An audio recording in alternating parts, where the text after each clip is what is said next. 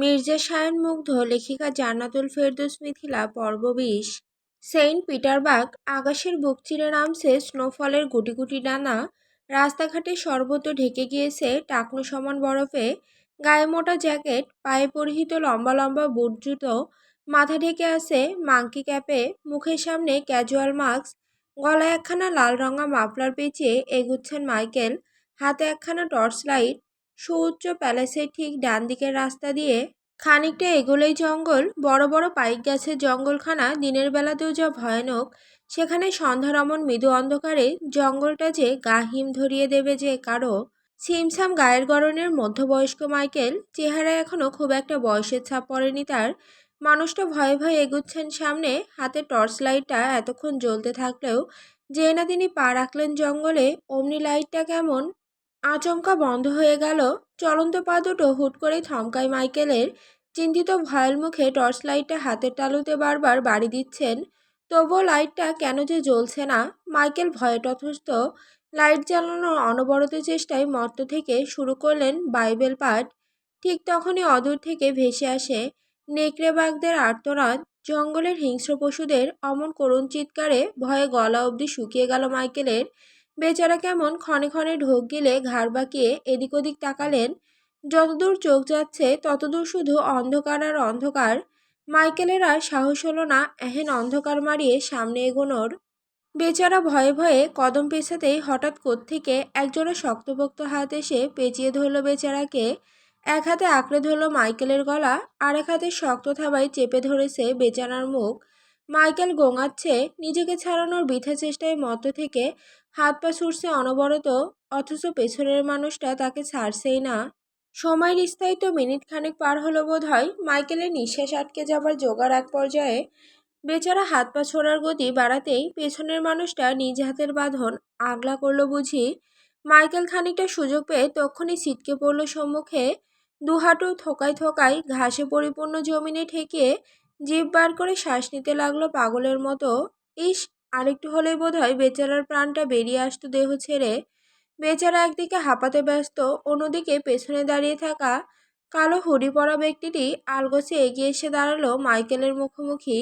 একজোড়া কালো বুট পরিহিত পা বরাবর নজর পড়ল মাইকেলের। সে খানিকটা সময় নিয়ে ঘাড় উঁচিয়ে তাকালো।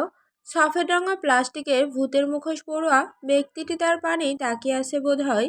আশ্চর্যের ব্যাপার হচ্ছে, তাকে দেখে মোটেও অবাক হয়নি মাইকেল। উল্টো কণ্ঠে একরাশ চিন্তা ঢেলে বলল, আবারও কেন ডাকলে আমায়? তুমি দেখছো না চারপাশের পরিস্থিতি যে কতটা গরম?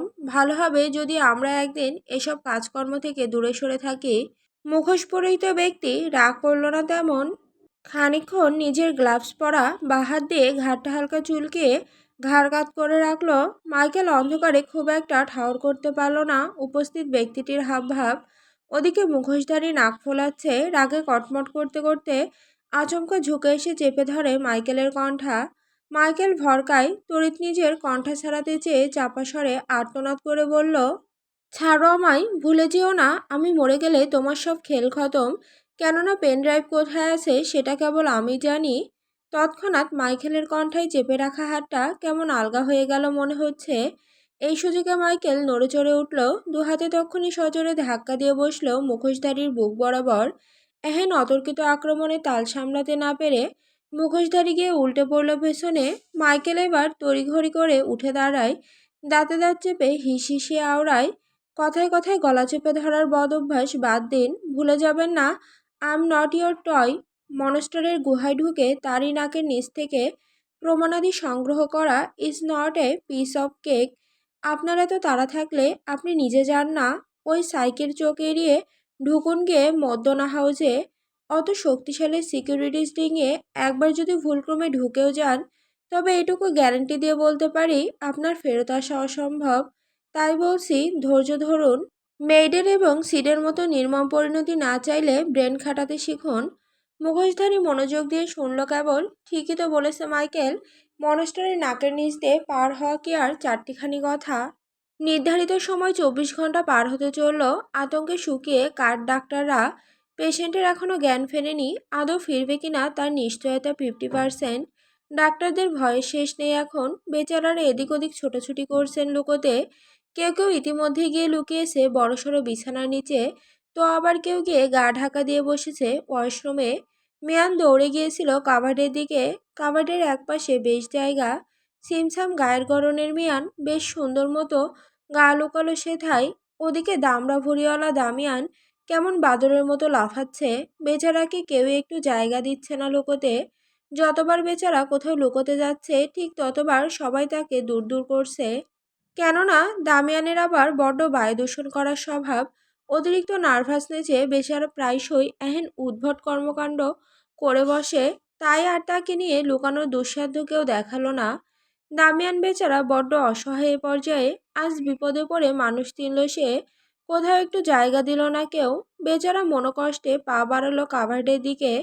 কাভার্ডের দরজা আটকানো। দামিয়ান ত্রস্ত এগিয়ে এসে চট করে ঢুকে পড়ল কাভার্ডের আরেক পাশে। পাশে জড়সড় ভাব নিয়ে দাঁড়িয়ে আছে মিয়ান, মুখ লুকিয়ে রাখা কাপড়ের আড়ালে। তন্মধ্যে বিশালাকার কাভারটা হুট করে খানিকটা দুলে উঠতেই ভ্রু গোটায় মিয়ান। তড়িৎ ঘাড় বাঁকিয়ে তাকায় পাশে। মুহূর্তে চোখাচোখি হলো দামিয়ানের সঙ্গে। বেচারা দামিয়ান ভেতরে ঢুকলেও তার বড়সড় বেয়াদব পেটটার জন্য কাভার্ডের দরজা আটকাচ্ছে না। তা নিয়ে দামিয়ানের আফসোসের শেষ নেই। বেচারা বুঝে এই প্রথম নিজের ভুঁড়ি নিয়ে অত প্যারা খাচ্ছে।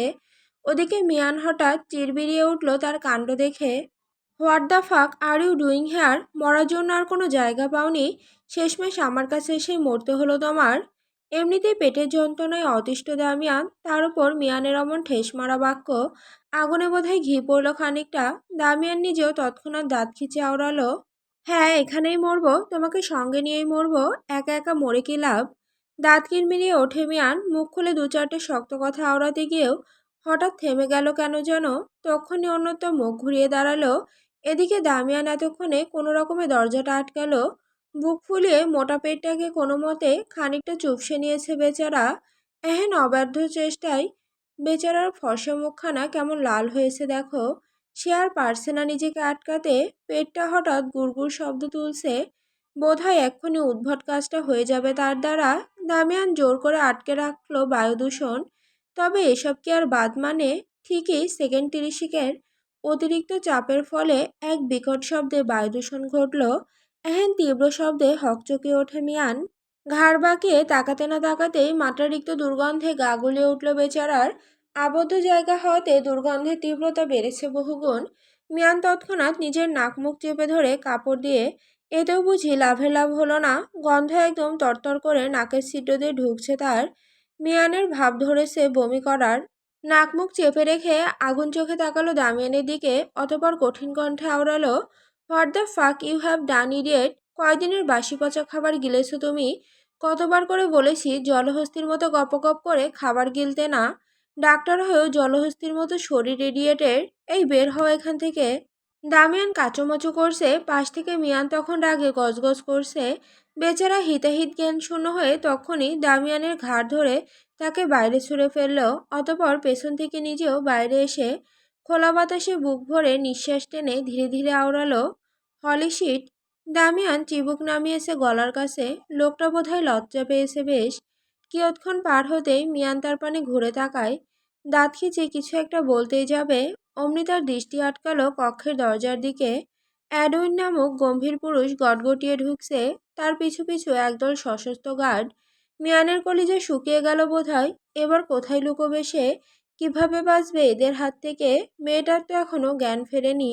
মিয়ান শুকনো ফাঁকা ঢোক গিলে কয়েক কদম পেছাতেই গার্ড এসে ধরে ফেলল তাকে। অ্যাডউইন গম্ভীর মুখে একবার নজর বোলালো সোজাসাই মাহির পানে। মেয়েটাকে এখন অবধি অচেতন দেখে দীর্ঘ নিঃশ্বাস বেরোলো তার বুক চিরে। সে কেমন কঠিন গলায় আওড়ালো, আপনাদের সময় শেষ। মনস্টারের ডাক এসেছে, এবার চলুন। হকচকিয়ে ওঠে সবাই। দামিয়ান ফের কান্না জুড়েছে বাচ্চাদের ন্যায়। আকুতি জানাচ্ছে না মারার। অ্যাডউইন সেসব কানেও তুলল না বোধহয়। ঘাড় ঘুরিয়ে এদিক ওদিক দৃষ্টি ফেলে গলা উঁচিয়ে হুঙ্কার ছুড়ল, নেক্সট 30 সেকেন্ডের মধ্যে যে যেখানে আছেন সেখান থেকে বেরিয়ে না এলে কপালে শনি লাগবে সবার, মাইন্ড ইট। এহেন হুমকিতে গা কাটা দিয়ে উঠল বাদবাকিদের। কেউই নড়চড় করলো না তেমন। দামিয়ান এবার দুষ্টু বুদ্ধি আটল। তখনই অ্যাডউইনকে জানালো, কয়েকজন খাটের তলায় লুকিয়েছে, আর কয়েকজন ওয়াশরুমে, কেউ কেউ লুকিয়েছে বুকশেলফের পেছনে। এহেন কথা কর্ণপাত হওয়া মাত্রই গার্ড ছুটল সেদিকে। মিয়ান কেমন দাঁত কিরমির করে তাকিয়ে আছে দামিয়ানের পানে। দামিয়ান আর দৃষ্টিতে দেখলো তা। লোকটা কেমন মুখ বাঁকালো দেখো। তার এমন ভাব, মরলে আমি একা মরবো কেন, সবাইকে নিয়ে মরবো। দুহাঁটু গেড়ে রাখা মেঝেতে হাত দুটো টেনে কোমরের কাছে বাঁধা, মুখমণ্ডল ঢাকা কালো কাপড় দিয়ে একসাথে সারিবদ্ধভাবে বসে আছে ৩৫ জন ডাক্তার। মানুষগুলো কাঁপছে ভীষণ, মুখ বরাবর টেপ লাগিয়ে রাখা বিধায় সামান্যতম কথাও বেরোচ্ছে না তাদের মুখ দিয়ে। সম্মুখের বিশাল চেয়ারে বসে আসে মনস্টার। দুহাতে দুটো রিভলভার, গায়ে জড়ানো পাতলা ফিনফিনে একখানা কালো রঙা শার্ট, তাও আবার সবগুলো বোতাম খোলা। বোধহয় নিজের শক্তপোক্ত পেটানো দেহখানা দেখানোর অভিনব কৌশল এঁটেছেন তিনি। পরনের কালো রঙা গ্যাবার্ডিং প্যান্টটা নেমে এসেছে নাভির বেশ নিচে। সেদিকে অবশ্য অত পাত্তা নেই যুবকের। এক হাতে রিভলভার নামিয়ে রেখে পাশ থেকে রামের বোতল তুলেছে হাতে। আঙুলের ভাঁজে গুজেছে জ্বলন্ত সিগার। সে কেমন ব্যাপক আয়েসে একটু একটু করে চুমুক বসাচ্ছে বোতলের সরু ডাগায়। গলায় তীব্র সৌন্দর্যমণ্ডিত অ্যাডাল্ট আপেলটা কি সুন্দর নৃত্য তুলছে প্রতিটি ঢোক গেলার তালে তালে। বার দুয়েক টানও বসিয়েছে সিগারে। নিজেকে বড্ড প্রশমিত করে যুবক এবার উদ্যত হলো গান পয়েন্ট করতে। প্রথমে রিভলভারের সরু লোহ নল গিয়ে ঠেকল মিয়ানের ললাট বরাবর। মিয়ান কেঁপে উঠল যেন, দু চোখ বুজে নিয়ে শান্ত হলো নিজে নিজে। বারে বারে কল্পনা করতে লাগলো ছোটবেলার স্মৃতিগুলো।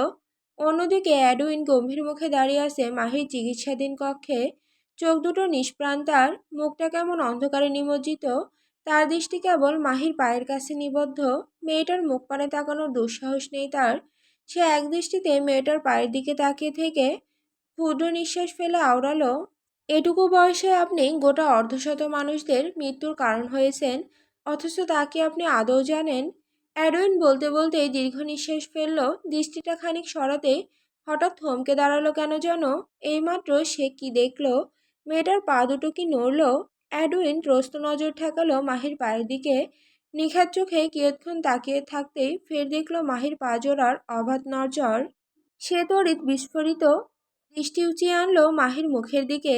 মেয়েটার ফ্যাকাশে ঠোঁট দুটো কাঁপছে, কপালের চামড়ায় ভাঁজ পড়েছে বেশ। অ্যাডউইন তখনই ছুট লাগালো কক্ষের বাইরে। হন্তদন্ত পায়ে দৌড়ে যেতে লাগলো প্রশস্ত করিডর দিয়ে। মার্বেলের মেঝেতে দৌড়াতে গিয়ে বার কয়েক হোঁচট খেতে গিয়েও নিজেকে সামলে নিল কোনো মতে। এক্ষুনি মনস্টারের কাছে যেতে হবে তার, জানাতে হবে মেয়েটার জ্ঞান ফিরেছে, না হলে যে নির্দোষ ডাক্তারগুলো অকালে মরবে। তখন মিয়ানের কপাল বরাবর রিভলভার ঠেকালেও শ্যুট করেনি মনস্টার, কেননা পাশেই দামিয়ান নড়চড় করছিল বেশ। মনস্টারের মন বদলালো। সে পা ঘুরিয়ে এসে দাঁড়ালো দামিয়ানের সম্মুখে। অতপর রিভলভার ঠেকালো বেচারার মাথার তালু বরাবর। দামিয়ান এমনিতেই ভয়ে জড়সড়, তার উপর কপাল বরাবর রিভলভারের ছোঁয়া পেয়ে লোকটা কেমন গোঙাচ্ছে, রীতিমতো বসে থেকে লাফাচ্ছে। মনস্টার নিজের ঠোঁটের ফাঁকে গুজে রাখা সিগারের লম্বা টান বসিয়ে যেই না ট্রিগার চাপবে, অমনি সেলের মধ্যে হন্তদন্ত পায়ে প্রবেশ করে অ্যাডউইন। এসে আগে চিৎকার দিয়ে বলে ওঠে, মনস্টার, শি ইজ রেসপন্সিং নাও। মুহূর্তেই থামলো নির্দয় মানবের কর্মকাণ্ড। রিভলভারের ট্রিগার থেকে বেরিয়ে গেল আঙুল। ঘাড়টা সামান্য কাত করে সে কেমন কুড়ো চাহনি নিক্ষেপ করলো অ্যাডউইনের দিকে। গমগমে গলায় স্রেফ শুধালো, ইজিট। অ্যাডউইন লম্বা লম্বা নিঃশ্বাস টানছে, তবুও কোনো মতে মাথা দুলিয়ে বলে ওঠে, ইয়েস মনস্টার। আচমকায় নির্দয় মানবের ঠোঁটের কোণে ফুটে উঠল এক চিলতে বাঁকা হাসির রেশ। দামিয়ানের মাথা বরাবর চেপে রাখা রিভলভারটা সরিয়ে এনে নিজের ঘাড় চুলকালো তার নল দিয়ে। রয়ে শয়ে ভারী কণ্ঠে আওড়ালো, দ্যাটস ইট। আবদ্ধ সেলের মধ্যে নিজেদের আবিষ্কার করে ভারী চমকালেন সবাই। চারিদিকে কেমন মৃদু অন্ধকার ভাবসাব। অ্যাডউইন সবার হাতে একটা করে ছোট ঔষধ দিয়ে যাচ্ছে। ডক্টররা খানিক ভ্রু গোটালেন ওষুধ দেখে। তাদের আবার ওষুধ দেওয়া হচ্ছে কেন? এটা আবার কিসের ওষুধ? মিয়ান নিজের উপচে পড়া কৌতূহল দমিয়ে রাখলেও দামিয়ান বড্ড পটপট করা মানুষ। তখনই সন্দিহান গলায় জিজ্ঞেস করে ওঠে, এটা কিসের ওষুধ আর আমাদেরকেই বা দেওয়া হচ্ছে কেন? অ্যাডউইন প্রত্যুত্তরে মনও রইল। সবাইকে একে একে ওষুধ দিয়ে আদেশ তুলল, হ্যাবিট। ভরকালীন সবাই হতভম্বের ন্যায় একে অপরের দিকে মুখ চাওয়াচাওয়ি করলেন কয়েকজন। দামিয়ান ফের হৃদয় কুঁচকে জিজ্ঞেস করে ওঠে, কিসের ওষুধ সেটা আগে বলুন, না বললে খাচ্ছি না আমি। কথাটা শেষ হওয়া মাত্রই দামিয়ানের ফোলা ফোলা গাল বরাবর সপাটে বসলো এক চড়। সেই চড়ের শব্দে ভো ভো করে বাজতে লাগলো তার কান। বেচারা দামিয়ান তখনই হাত দিয়ে চেপে ধরে নিজের বাঁকিয়ে রাখা গাল কিয়ৎকাল বাদেই কর্ণকুহরে ভেসে আসে অ্যাডুইনের কটমট কণ্ঠ। হয় ওষুধ খাবেন নয়তো গুলি, যে কোনো একটা তো খেতেই হবে। নাও চয়েস ইজ ইয়োর্স। শুকনো ঢোক গিলল সবাই, তৎক্ষণাৎ 1 সেকেন্ডও দেরি না করে পানি ছাড়াই গিলে নিল ওষুধটা। দামিয়ানও মুখে পুরল ওষুধখানা, অতপর সবটা শান্ত। মিনিট 5 পেরোতেই প্রতিটি ডক্টর কেমন দুলতে লাগলো ঘুমের ত্রাসে। কেউ কেউ ঢুলে পড়ল মেঝেতে, নাক টানা শব্দ ভেসে আসছে কারো কারো কাছ থেকে। সবাই যখন ঘুমে বুঁদ হয়েছে, ঠিক তখনই বাঁকা হাসে অ্যাডউইন। প্যান্টের পকেটে দুহাত গুজে গলা উঁচিয়ে সেলের বাইরে দাঁড়িয়ে থাকা গার্ডদের আদেশ ছুড়ে বলে ওঠে, take them away, there today's memories is completely destroyed now. কথাটা বলে আর এক মুহূর্তও দাঁড়ালো না অ্যাডউইন, তখনই গটগট পায়ে বেরিয়ে গেল সেল থেকে। এদিকে সে যেতেই গার্ড এগিয়ে এসে একে একে প্রতিটি ডাক্তারকে কাঁধে তুলে নেয়। এদের আবার নিয়ে যাওয়া হবে বিমানে, ফের দিয়ে আসা হবে তাদের আস্তানায়। বিমানের প্রশস্ত সিটে বসিয়ে রাখা হয়েছে ডাক্তারদের, গায়ে কেবল সিট বেল্ট লাগানো। গার্ডরা বসে আছে সম্মুখের সিটগুলোয়, বিমানের একদম শেষের সিটগুলোয় একটায় বসে আছে দামিয়ান। আচমকাই চোখ খুলল মধ্যবয়স্ক। তখনই জিভ উল্টে মুখ থেকে ওষুধখানা বের করে গুজে নিলেন নিজ শার্টের পকেটে। তখন ওষুধটা স্রেফ জিভের তলায় রেখেছিলেন তিনি, ভাগ্যিস গেলেননি। গেলে থোড়াই শুনতে পেত অত সব কথা। দামিয়ান কেমন কুড়ো হাসল, সিটের গায়ে মাথা এলিয়ে মনে মনে বলল, দ্য শ্যাডো মনস্টার, আপনারও তবে দুর্বলতা আছে।